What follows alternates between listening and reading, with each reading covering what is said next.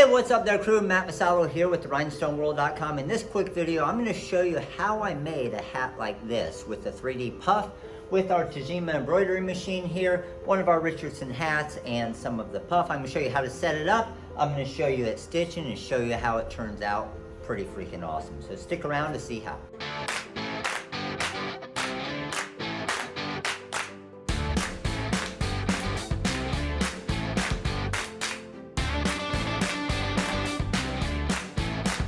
All right, so I'm over here at my cap attachment for the Tajima machine here, and you can see this is it right here. So I'm gonna get this lined up. You can see this slot right here is going to slide in, and then you're going to hear it lock. So I can detach it there, lock it there. And then this is what I'm going to wrap around. So biggest thing is to get my backer in here. And what I like to do is kind of go on the side right here and just hopefully try and make it form around a little bit better. Now, get this inside sweatband area out here, and I'm going to form this onto the hat so that sweatband area is on the inside there. So that looks good, and then I'm gonna pull the bottom around there and get this lined up. So when I bring this around, I want to make sure that this is super tight, okay? And right along the brim there. So that looks pretty good there. And now I'm going to lock it. So just making sure everything's straight. And that looks pretty good to me. Now one thing I still want to do is I want to attach these clips to the back side here. And basically all that's doing is pulling the material of the hat so it's even flatter. So I'm going to pull this to the side there and clip that down. I'm going to do the same thing on this side over here. So now you'll see with my clips to the side, just tightening that even more. All right, so now I'm going to bring this over to the machine, bring it into the side, rotate it, and then lock it in. So I'm running the 643 design. It has 5,041 stitches, and I'm gonna run color number 2, which is my black thread here. Now, one of the first things you always wanna do is make sure that you have everything set right. So I'm gonna go to edit, and it's a hat, so I need to rotate this 180. So once I have that, I hit set, and now what I wanna do is I wanna run a quick trace to make sure everything looks good with this. So if I come over here and hit trace, it's gonna run through my trace. And what I'm looking at is making sure that my needle isn't going to hit into my hat here, but it's also not too high. So I can push that needle down and do a trace and kind of see where that's going.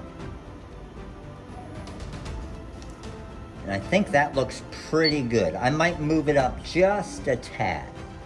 So to move it up, I'm just gonna hit the up arrow here, and I moved it up about 3 clicks. So I'm pretty much ready to go now. Now all I need to do is I need to grab my foam and get that onto the hat. So with the foam, what I do, there is a tack or a sticky spray that you can get.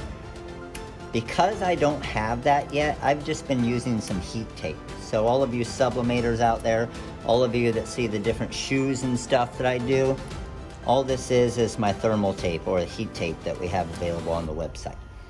And then I'm just going to throw this down right in the middle here. Make sure it's lined up nice. And that's just gonna hold my foam in place as this is stitching. So I should be pretty good to go ahead and start this design now.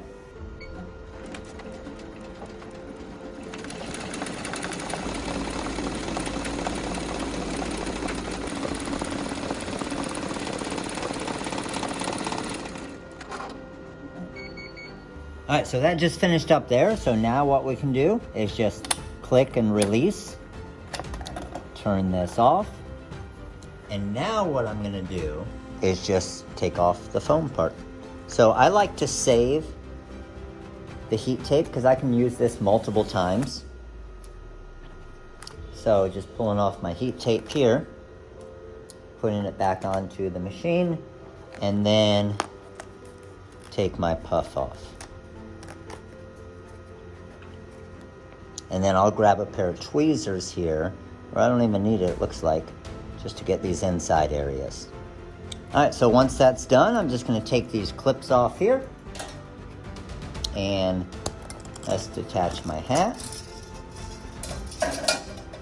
And then we use the tearaway on the inside, so I can just tear this away. So it's all nice on the inside, and we have ourselves the completed 643 double play hat. All right, so that's it, guys. You can see how awesome this turned out. This is the other one that I was wearing here, but it has that nice puff look. It looks super professional. But the biggest thing when you're doing puff that I've learned, and I've only been doing this for a little over a week now, is the digitizing is key. If you don't know how to digitize, outsource to someone who does know how to digitize when it comes to a puff design, because you need to know how to cap everything off, the pushes, the pulls, all the different things embroidery-wise that I'm learning right now, but is very difficult off the start to get a good stitch like we have right here. So hopefully you enjoyed this video. I'm gonna be making some more embroidery videos as well. I love learning new things, sharing new things that I learn with all of you guys, because maybe if you are an embroiderer, now you see what you can do with hats. And now I'll make another video of how do you use embroidery with rhinestones? How do you use embroidery with heat transfer vinyl, and doing a multi-decoration, multimedia thing to make something really awesome for your customers that will stand out and grow your customer base. So again, thanks for watching. Make sure to click that like button right there. Make sure to click the subscribe button right there so you don't miss another video like this, and the little bell right next to it. And comment below. Let me know what you think of this video, and look forward to helping your business here in 2020. And I'll see you guys soon. All right, crew? Later.